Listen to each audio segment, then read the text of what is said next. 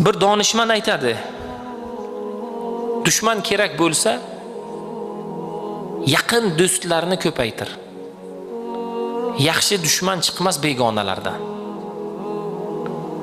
Bugun kimdan pand yeyapmiz? Yaqinlarimizdan pand yeyapmiz. Chunki ularning oldi berdisida, muhabbatida, ular bilan har narsada haddan oshganligimiz uchun.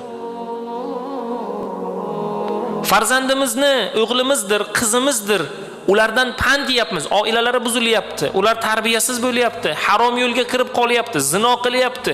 Aytganimizga quloq solmayapti, kelajakda kerakli odam bo'lmayapti. Nega? Ularning muhabbatida haddan oshganmizki, qattiqqo'llik qilmaganmizki, nazorat qilmaganmizki, aytganini aytgan, deganini degan muhayyo qilganmizki, bugungi kunda haddan oshganimiz uchun nima bo'lyapti? Ulardan pand yeb qolyapmiz bugun.